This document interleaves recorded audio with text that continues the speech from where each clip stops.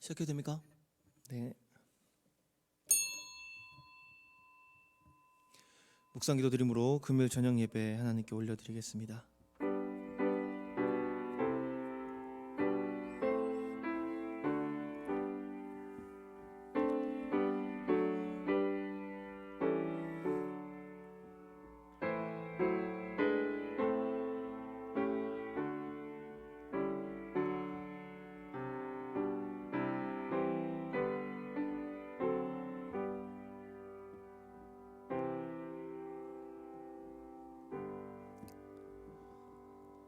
이러므로 우리에게 구름같이 둘러싼 허다한 증인들이 있으니 모든 무거운 것과 얼매이기 쉬운 죄를 벗어버리고 인내로써 우리 앞에 당한 경주를 하며 믿음의 주요 또 온전하게 하시는 이 예수를 바라보자. 그는 그 앞에 있는 기쁨을 위하여 십자가를 참으사 부끄러움을 개의치 아니하시더니 하나님 보좌 우편에 앉으셨느니라. 아멘.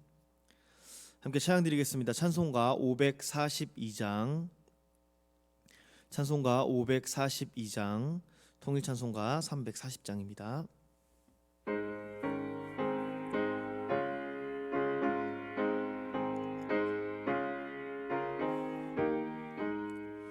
구주 예수 의지함이 심히 깊은 일일세 영생 허락받았으니 의심할 주 없도다. 예수 믿는 것은 받은 증거 많도다. 예수 귀한 예수 믿음 더욱. 4절 찬양드리겠습니다. 구주 예수 의지하여 구원함을 얻었네. 영원 무궁신하도록 주여 함께 하소서. 예수 믿는 것은 받은 증거 많도다. 예수 귀한 예수 믿음 더욱 주소서. 아멘.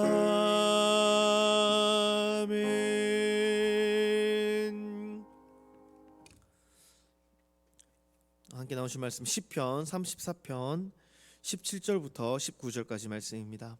시편 34편 17절부터 19절까지 말씀 제가 봉독해 올리겠습니다. 의인이 부르짖음에 여호와께서 들으시고 그들의 모든 환난에서 건지셨도다.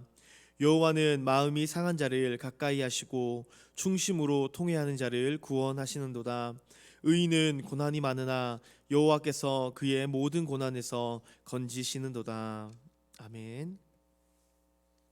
오늘 본문은 다윗의 시입니다. 다윗의 시 중에서도 극심한 고난 가운데 아마 다윗 자체도 고난이 많았지만 그 중에서도 참 손에 꼽힐 만한 고난의 때에 기록한 시편입니다. 오늘은 특별히 육신적인 고통도 있지만 정신적으로 또 심리적으로 굉장히 많은 수치와 또 두려움을 당했던 그 사건을 배경으로 기록해 있습니다. 다윗은 이제 자신이 충성을 다 바치던 왕이자 또 장인이었던 사울의 손에 억울하게 죽을 운명에 처해 있습니다. 여러분, 누군가 나를 죽이려고 한다면, 그런 살해 시도가 여러 번 있었다면 여러분, 우리는 제정신으로 살기가 아마 힘들 수도 있을 것 같습니다. 비록 다윗이 많은 전쟁터를 겪어왔던 장수였지만 그럼에도 사랑하는 또 신뢰하고 의지했던 사람이 본인을 죽이려는 시도를 눈앞에서 몇 번이나 몇 차례나 하는 것을 겪었다면은 보통 사람인 우리들은 멀쩡한 정신을 가지고 사는 것조차 힘들 수도 있습니다. 그런 다윗은 이전에는 한 나라의 가장 유력하고 또 사람들에게 가장 인기 있는 장수에서 한순간에 반역자의 도망자가 되어 버렸습니다. 다윗을 죽이려고 했던 사람은 왕입니다. 왕이었기 때문에 다윗이 그 나라 이스라엘에 그대로 있다면은 곧 죽을 운명이나 마찬가지인 것입니다. 그 나라의 가장 유력하고 가장 힘이 있는 주권자가 자신을 죽이려 하기 때문에 결국 다윗은 아비멜렉에게로 도망갑니다. 오늘 본문 1절 위에 표제어가 기록되어 있습니다. 이제 표제어가 나와 있는 성경을 가지고 계신 분은 다윗이 아비멜렉을 피하여 미친 채 하여 쫓겨났을 때의 시라고 말씀하고 있습니다. 성경을 자세히 읽어보신 분들은 의문을 가지실 수 있습니다. 이 본문의 배경은 사무엘상 21장 말씀인데, 사무엘상에 이렇게 나와 있습니다. 다윗은 블레셋 왕 아기스에게, 가드 왕 아기스에게로 도망쳤다라고 말씀하고 있습니다. 그런데 오늘 시편에는 아비멜렉에게 도망갔다라고 되어 있는 것을 조금 이상하게 생각하실 수도 있을 것 같습니다. 종종 그런 분들이 계십니다. 성경이 오류가 아닌가. 네, 오류는 아니고요. 우리가 이집트 왕을 파라오라고 부르고, 또 바벨론이나 페르시아의 왕을 모든 사람은 아니지만 다리오라고 부르는 사람들이 많았던 것처럼 아비멜렉도 그런 왕의 호칭입니다. 특별히 오늘 본문의 아비멜렉은 이제 시편 표제에 있는 아비멜렉이라고 되어 있지만 사무엘상에 보면은 아기스라고 되어 있습니다. 정확하게 말하면은 블레셋 왕 아기스라 이름하는 블레셋의 아기스라 이름하는 아비멜렉. 아비멜렉 이름 자체가 이제 우리 아버지는 왕이다, 뭐 이런 뜻이거든요. 그래서 21장에 보면 가드에 나오는 5개 부족 중에 하나인 아기스라 이름하는 아비멜렉 왕에게 도망갔다라고 이해하시면 좋을 것 같습니다. 다윗은 앞서 말씀드린 것처럼 이스라엘의 왕이었던 사울이 자신을 죽이려고 했기 때문에 살기 위해서 택해야 하는 방법은 다른 나라로 도망가는 것이었습니다. 그런데 다윗이 도망갈 만한 나라는 뭐 여러 가지가 있습니다. 여러 조건이 있겠죠. 첫 번째는 다윗이 도망갈 만한 거리여야 됩니다. 너무 멀면 가다가 잡힐 수 있기 때문입니다. 또 다른 조건으로는 그 왕이 다윗을 좋아해 줘야 됩니다. 그래서 사울 왕이 막 다윗이 어디로 도망가면 내놓으라고 막 위협하지 않겠습니까? 그 위협에도 굴하지 않을 정도로 다윗을 좋아하는 사람이 있어야 되고, 세 번째로는 그 나라의 왕은 이스라엘 왕 사울보다 강한 왕이어야 됩니다. 사울이 막 힘으로 다윗을 뺏으려고 할 수도 있지 않겠습니까? 그 모든 조건을 다 갖춘 나라는 안타깝게도 없었습니다. 뭐 아수르나 이 당시에 아람은 좀 작았지만 이집트나 강한 나라가 있었지만 너무 멀었고요. 또 다윗을 좋아해 주지도 않았습니다. 다윗이 의지할 수 있는 것은 가장 가까운 나라, 그냥 나를 좋아해 주지 않더라도 어떻게든 피해보자라고 도망갔던 것이 바로 가드였습니다. 여러분, 가드라는 이름 익숙하실 겁니다. 가드는 어느 곳이냐면은 다윗의 손에 죽었던 골리앗의 고향인 곳입니다. 그래서 이 가드 사람들은 다윗을 좋아할 리가 없습니다. 다윗만 아니었으면 골리앗 때 이스라엘을 이미 점령할 뻔했었습니다. 이미 이스라엘 사람들은 전의를 상실하고 두려워하고 있었기 때문입니다.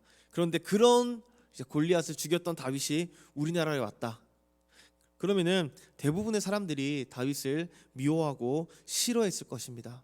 다윗도 알고 있죠. 그래서 일단 무서워서 도망치긴 도망쳤지만 많은 신하들이 왕이시여 다윗을 죽여야 됩니다. 죽여야 됩니다.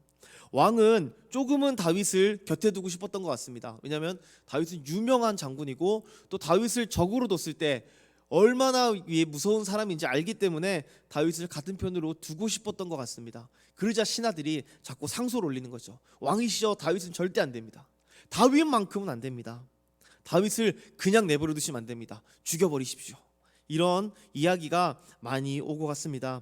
다윗이 그 이야기를 듣고 우선 급해서 블레셋으로 피해 왔지만 사실 자신의 생명이 이곳에서 보존될 수 없다라는 것을 깨달았습니다. 그래서 다윗이 하는 것이 무엇이냐면은 미친 척입니다.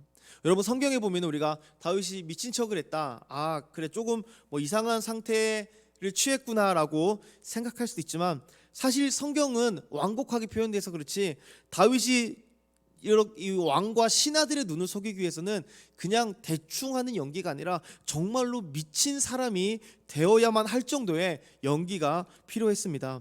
성경에 보니까 사무엘상에 아기스가 다윗이 미치어 있는 그 모습을 보고 이렇게 말합니다. 신하들에게 너희도 보거니와. 그러니까 왕만 본 게 아니라 신하들도 봤습니다. 이 왕과 신하들의 시선은 어떤 시선이냐면은 이 사람 살려두면 우리나라 망한다. 이 사람 살려두면은 우리나라가 망하진 않더라도 우리나라에 큰 해가 된다. 그러니까 반드시 죽여야 된다라는 입장과 또 한편으로는 이런 사람을 우리나라 장수로 끌어들이면 얼마나 좋을까. 그러니까 이분들이 다윗을 쳐다보는, 이 사람들이 다윗을 보는 관점 자체가 굉장히 진지합니다.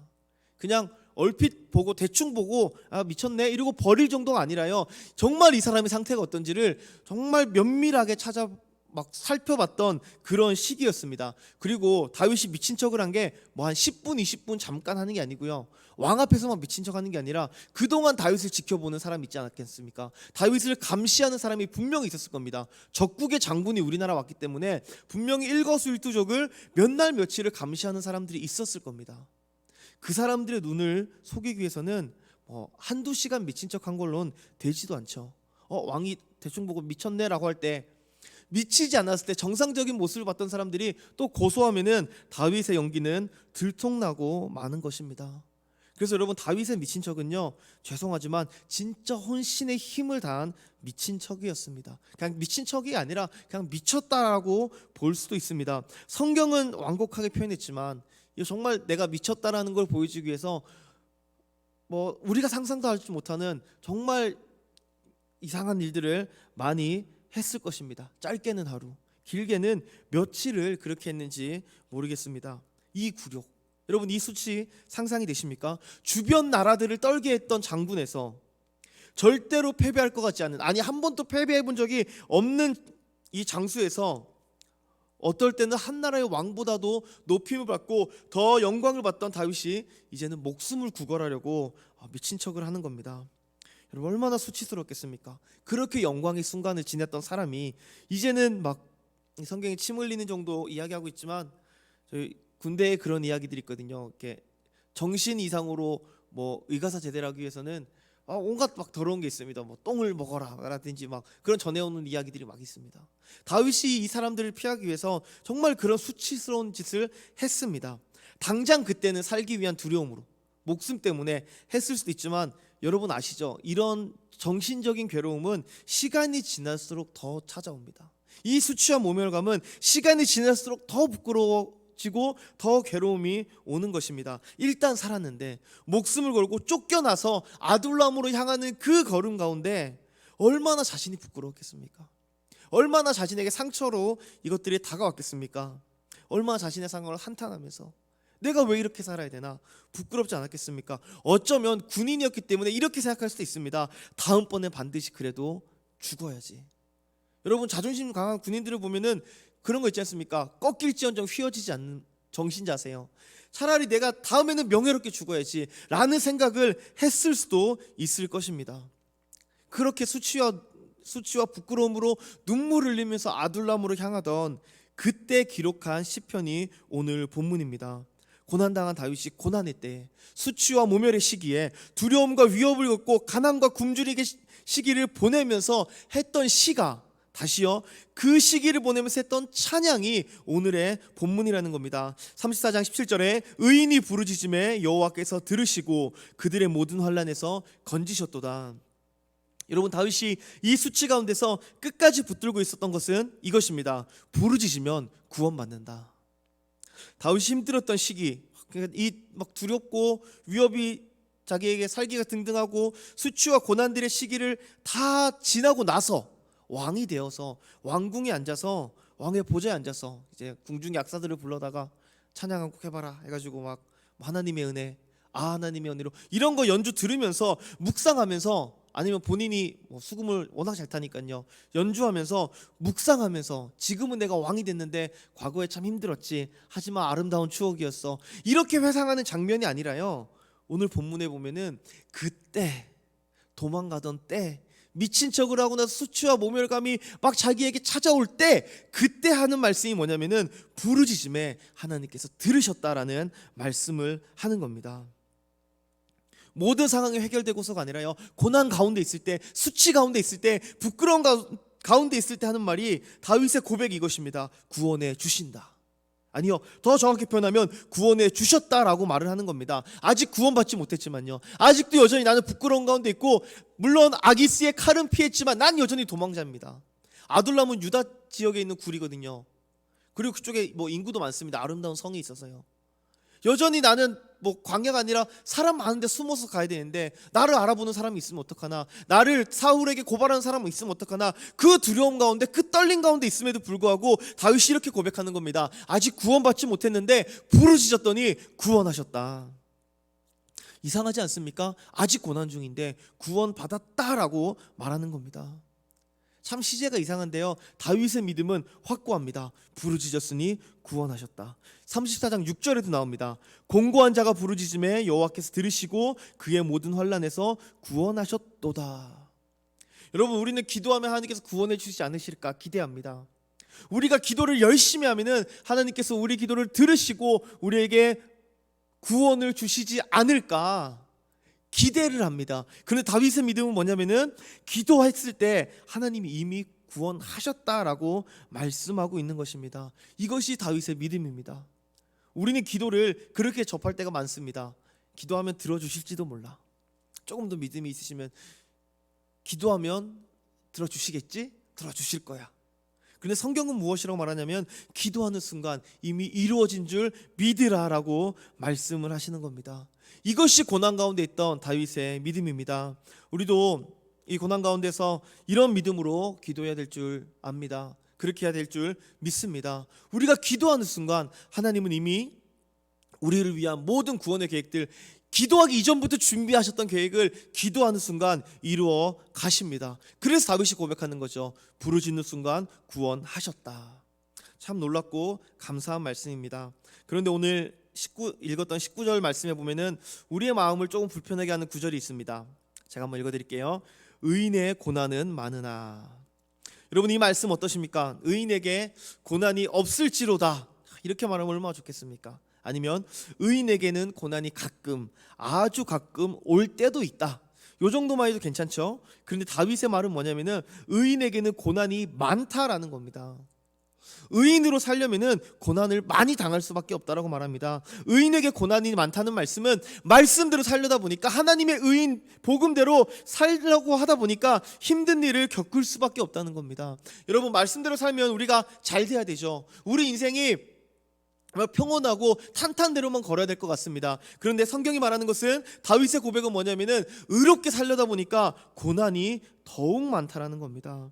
여러분, 의인들은 그런 사람들입니다. 하나님의 말씀대로 살려다가 세상에 손해보는 사람, 세상에게 손가락질 당하는 사람, 말씀대로 살려다 보니까 세상을 우리가 등지고 세상과 싸워야 되고, 때로는 세상 앞에 굴복하지 않기 위해서 세상 앞에 우리가 매맞기도 해야 되고 고난받기도 해야 되고 갇히기도 해야 되는 그런 것이 의인의 삶이라는 겁니다. 여러분, 세상은 마귀의 지배를 받고 있습니다.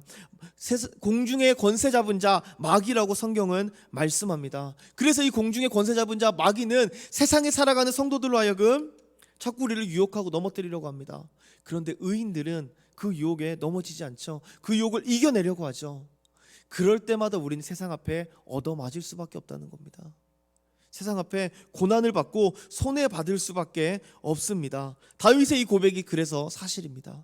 말씀대로 살기 위해 얼마나 많은 손해를 봅니까? 우리가 주의를 지키기 위해, 정직하게 돈을 벌기 위해 다들 속이는데 나 혼자 정직하게 있다가 사람들에게 왕따를 당할 때도 있고요, 내가 물질의 손해를 볼 때도 있고요, 관계의 손해를 볼 수도 있습니다. 하지만 분명한 것은 우리가 말씀대로 살아서 받는 고난과 동시에 우리에게는 상급도 같이 온다는 사실입니다. 예수님께서 분명히 말씀하셨습니다. 주님의 복음을 위해서 고난당하는 자는 상급을 받고 고난도 받는다고 말씀하십니다.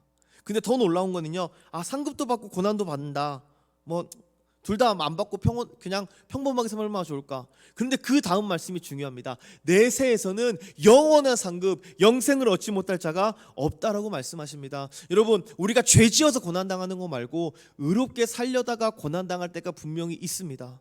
괴로우시죠? 의롭게 살려다가 고난당하는 억울할 때가 있습니다. 그런데 그때마다 이 말씀 기억하셔야 됩니다. 의인은 고난받는 게 당연합니다. 다른 말로요, 의인은 말씀대로 살려면은 상 받는 것도 당연합니다. 대신 고난과 같이 오죠. 그런데 거기서 끝이 아니라 하나님을 위해서 받는 고난에는 이 땅에서의 상급뿐만 아니라 영원한 상급이 우리 가운데 찾아오게 된다는 것입니다. 여러분, 의인답게 살기 위해선 고난도 감수하셔야 됩니다. 오히려 우린 영광스럽게 여겨야 될 줄 믿습니다. 이 고난으로 인하여서 우리에게 상급이 올 거고 영원한 상급이 예비되어 있기 때문입니다. 의인으로 살기로 작정하고 또 의롭게 살다가 고난받는 것은 억울하고 힘들 수 있겠지만 예수님의 약속을 믿는다면 이것은 우리에게 고난이 아니라 기쁨인 줄 믿습니다. 의인은 고난이 많습니다. 그 말대로 정말 우리는 많은 고난 가운데 살아가고 있죠. 근데 19절 말씀 뒤에요, 여호와께서 그의 모든 고난에서 건지시는도다. 잠깐 우리를 힘들게 할 수 있는, 잠깐 우리를 괴롭게 하는 고난이 올 수는 있지만 결국은 하나님께서 우리를 구원하실 것입니다. 게다가 고난 가운데서 우린 이 고난에 구원받는 또 다른 비결을 17절에서 보았습니다. 부르짖으면 구원해 주신다.